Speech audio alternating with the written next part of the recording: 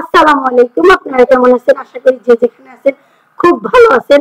আলহামদুলিল্লাহ, আল্লাহর অশেষ যে আপনাদের দোয়া ভালোবাসায় আমি আমার পরিবার নিয়ে খুব ভালো আছি। তো অনেকগুলি পেঁয়াজ ভেস্তা করতেছি। আসলে আজকে একটা ভিডিও আপনাদের মাঝে শেয়ার করব। এটা হচ্ছে আমার হাজবেন্ডের বড় ভাইদের জন্য রান্না করতেছি।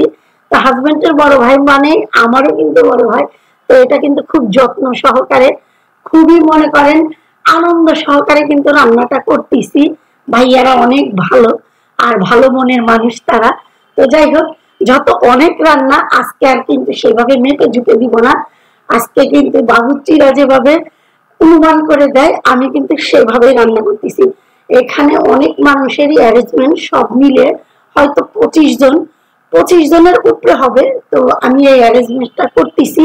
তো আমি কিন্তু দুই ভাগে কিন্তু পোলাও রান্না করবো, এক ভাগে কিন্তু রান্না করলে হবে না। যেহেতু আমরা বাসা বাড়িতে কিন্তু অত বড় পাতিল থাকে না, তারপর আমার এটা অনেক বড়। এখানে 2.5 কেজি ধরেছে। এখানে যে আমি পোলাও চালটা দিয়েছি 2.5 কেজি ধরেছে। তো এখানে কিন্তু আমি খুব ভালো করে বলেই তো দিলাম, আজকে কিন্তু মেপে ঝুঁকে দেখাবো না। আজকে বাবুর্চিরা যেভাবে রান্না করে আমি কিন্তু এই পদ্ধতিতেই রান্না করব। আসলে বেশি খাবার রান্না করলে কিন্তু মাপঝোঁক ঠিক থাকে না, একটা আইডিয়া করে দিতে হয়। তো আমিও সেরকমের আইডিয়া করে দিলাম। তো এখানে কি কি দিয়েছি একটু বলে দেই। যেহেতু আমি এখানে 2.5 কেজি চালের পোলাও রান্না করতেছি, তো এখানে কিন্তু আমি তেল কিন্তু ভালোই দিয়েছি, আর পোলাওতে একটু তেল লাগে। তো পেঁয়াজটা ভেস্তা করে কিন্তু ওইখানে কিন্তু আমি চালটা ভেজে নিয়েছি। দিয়েছি আদা বাটা, দিয়েছি রসুন বাটা, এলাচি, দারচিনি, তেজপাতা, লং, গোলমরিচ। এরপরে দিয়েছি বড় যে এলাচ ওইটা দিয়েছি। এরপরে গুঁড়া দুধ দিয়েছি, টেস্টের জন্য একটু চিনি দিয়েছি। এরপরে দিয়ে দিলাম ঘি, কাঁচামরিচ, গাজর। এরপরে ঘিটা দিলাম। তো এখানে গাজর দিয়েছি, কাঁচামরিচ দিয়েছি, এরপরে আলু বুখারা দিয়েছি, একটু গোলাপ জল দিয়েছি, ঘি দিয়েছি, দিয়ে দমে রেখেছি। আর এখানে চিকেন গুলি একটু ভেজে নিবা হালকা করে, চাইলে হলুদ দেওয়া যায়। তো আমি আর এখন হলুদ দিলাম না, হালকা করে ভেজে নিয়েছি। আর যেহেতু চিকেন অনেকগুলি, তো আমি এখানে পেঁয়াজ কিন্তু 1/2 কেজি নিয়েছি। আর এখানে দিয়েছি বাদাম, কাজু বাদাম, কিশমিশ, পোস্তদানা সবকিছু একসাথে ব্লেন্ডার করে নিয়েছি। আদা বাটা, রসুন বাটা, জিরা বাটা সবকিছু দিয়ে দিয়েছি। আর এখানে দিয়েছি 2 প্যাকেট হচ্ছে রোস্টের যে মশলা ওইটা দিয়েছি।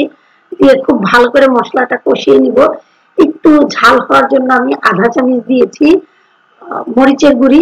আর এখানে 3 কাপের মতন দিয়ে দিয়েছি টক দই। আসলে আজকে সবকিছু অনুমানের মতনই রান্না করতেছি।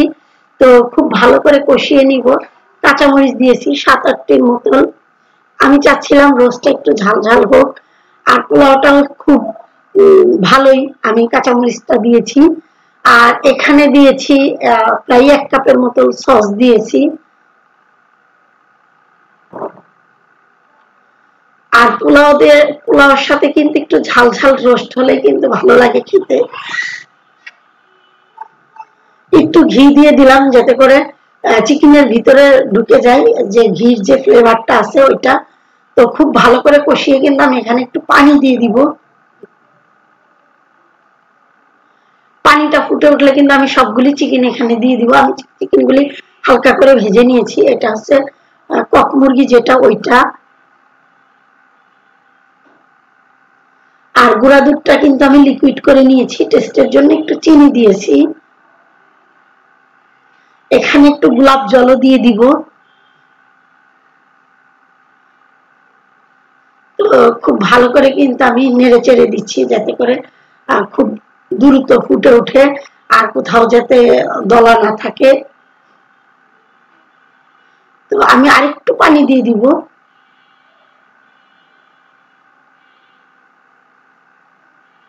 গোলাপ জলটা দিয়ে দিলাম, দেখিয়ে দিলাম প্রায় 4 চামচের 3 চামচের মতন দিয়েছি।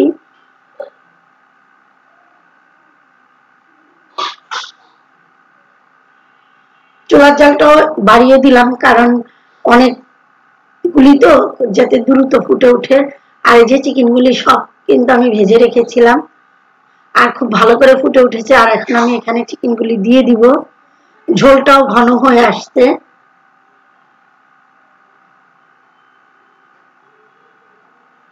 তো এক এক করে কিন্তু আমি সবগুলি চিকেন দিয়ে দিব। চিকেনটা দিয়েও আমি কতক্ষণ রান্না করব।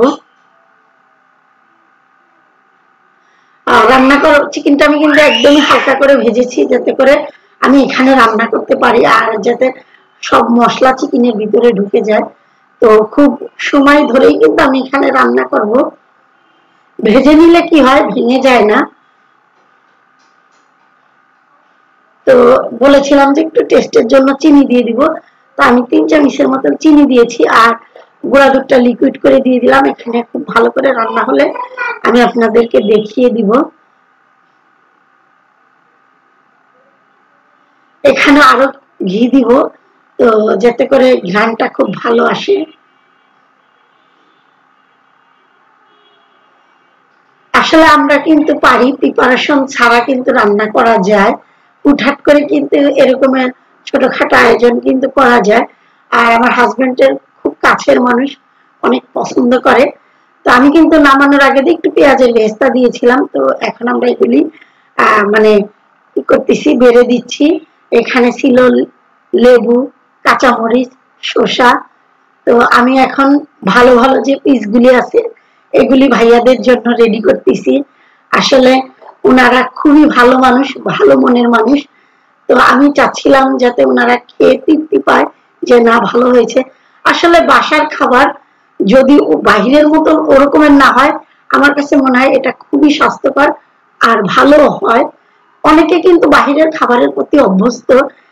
তো সবগুলি খাবারই কিন্তু আমি সুন্দরভাবে বেড়ে ফেলেছি, দেখিয়ে দিলাম। আসলে প্রিপারেশন ছাড়া রান্না করেছি। তো মাশাআল্লাহ ভালো হয়েছে, পারফেক্ট ভাবে রান্না হয়েছে। আজকের মতো এখানে, সবাই ভালো থাকবেন, সুস্থ থাকবেন। আল্লাহ হাফেজ।